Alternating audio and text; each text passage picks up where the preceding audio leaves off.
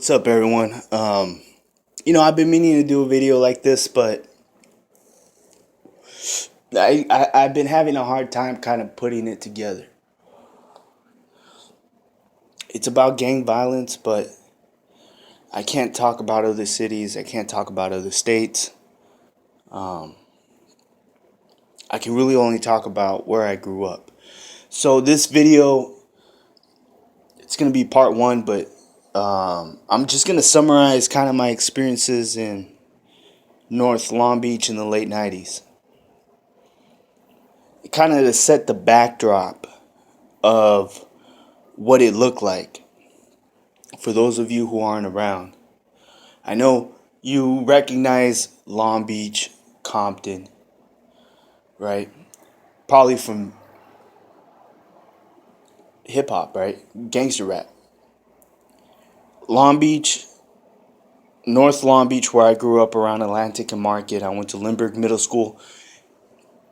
Was really close to Long Beach Boulevard. On Long Beach Boulevard, once you pass the 91 and you get past, a certain point, you're in Compton. And sometimes in my school, you would have Compton kids come in, Bellflower kids, right? And this was the late '90s. It was after Tupac and Biggie died. It was Eminem was around. Our generation was kind of the problem generation, right? We were the ones that were fucking shit up. And I saw the war zone as it was happening, right?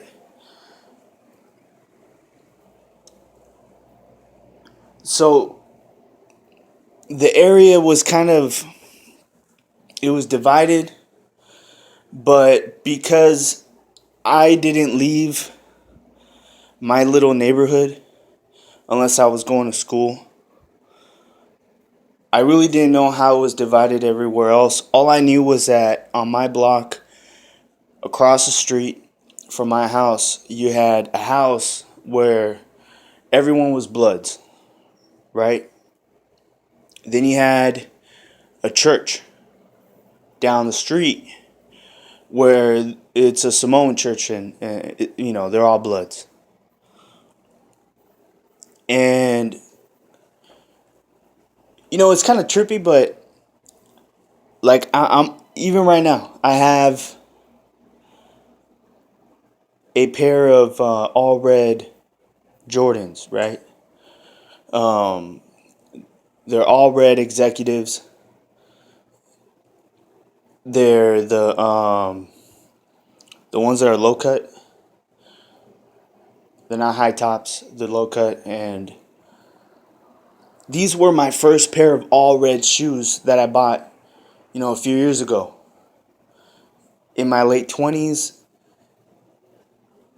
it took this long for me to get comfortable buying all red shoes. It's weird. You get a little shell shock when you leave the hood. I don't have the vocabulary for you guys to say, hey, this guy talks like. I'm not a gang banger. I never bang. I just lived in the hood and I got out. And I saw a lot of shit. That's it. Um, and in the time that I was living in this particular neighborhood, there was a lot to see. There was a lot to see. I mean, I was going to school with crack babies. I know that there's a lot of people know about the crack epidemic, right? In the '80s.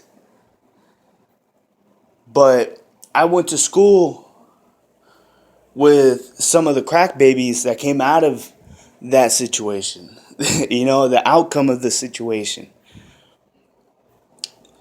You know, you, I used to walk to school with the kid with 3 bullet wounds in his leg. He used to walk slow.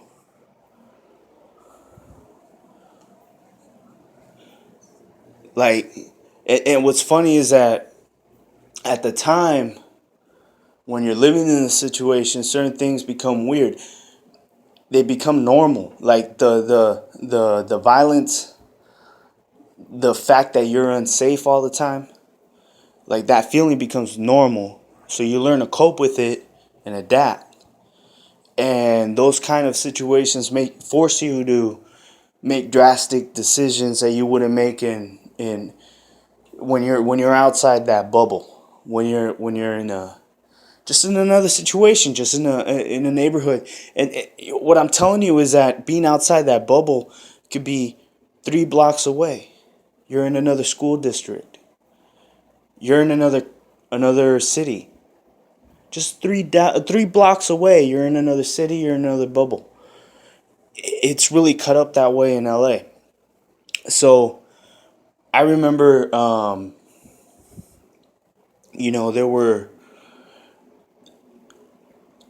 there were already recruitments happening as early as 6th grade, right? Sometimes elementary school, but usually 6th grade. In the school that I went to, kids were getting stabbed. The teachers were scared of the students. I mean, imagine when the teachers are scared of 13-year-olds. I'm not talking about scared like they're fuck this, they're gonna make me lose my job. I'm gonna go over there and slap them. No, like they're scared. Like they're scared to talk back to them because when they go to their car,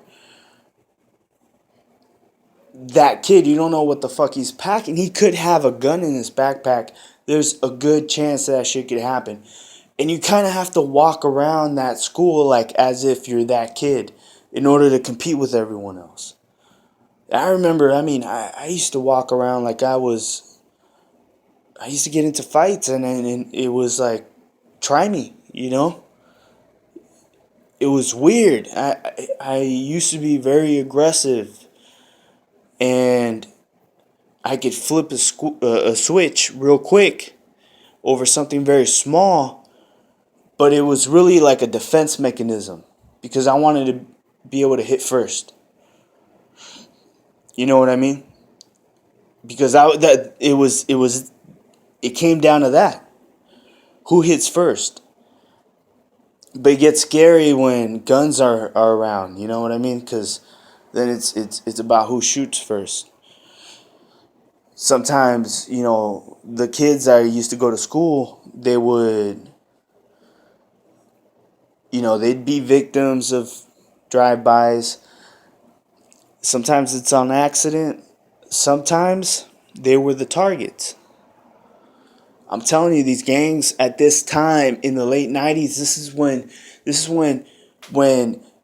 the ones that caused the whole fucking crack epidemic were saying that we were crazy, that our generation was fucking out of whack. You know what I mean? The shit that was going on, but the problem, that's because everything was being brought down from people that were released from jail in the '90s.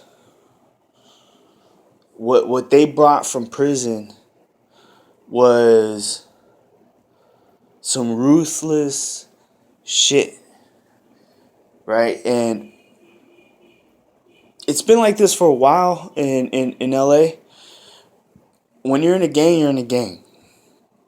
So if you're 13 and you're in a gang member, you could get shot. So sometimes there'd be kids in my school that, yeah, they got shot because it was an accident. Sometimes they got shot because they were the target. Um, Sometimes they were the ones doing the shootings, right? I mean, I've had situations where I had a gun in the house too, and the mentality that I had as a kid was weird. It wasn't a normal 13-year-old's like let's go play type shit. It was I'm ready to fuck someone up.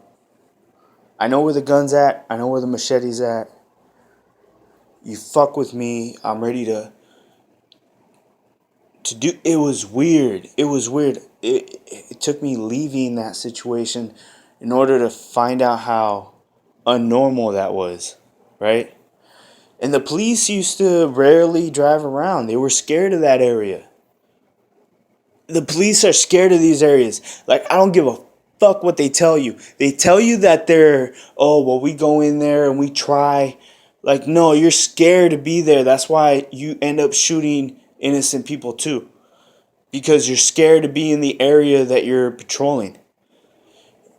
What pisses me off the most too, and it's kind of painful that I have to wait until the last minute to say this point, but I'm going to reiterate this in the next video.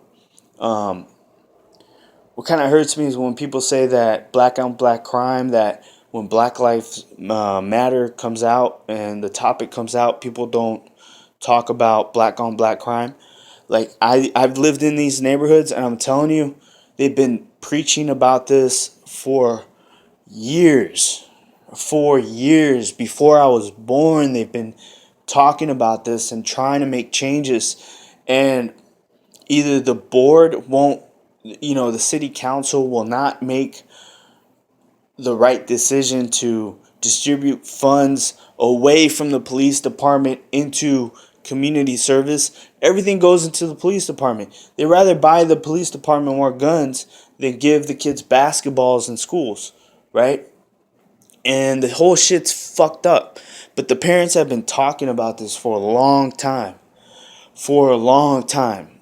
And it's been like this before I was born. I was born into it.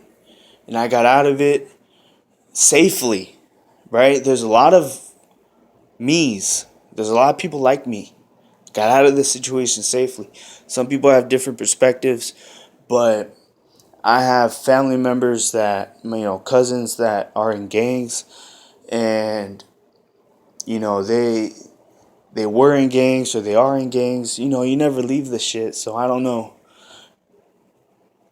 I don't distance myself because of it, but, I do worry about them constantly. I'm always there. I'm always asking. I'm always wondering, what's going on. Just because they can go away at any moment.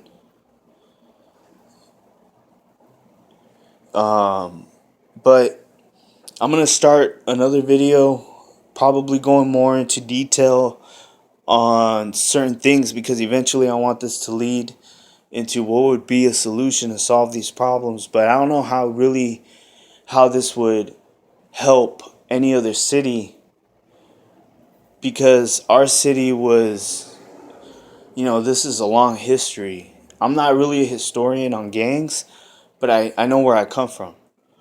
So I do know a lot of things that if you're not from here, you wouldn't know.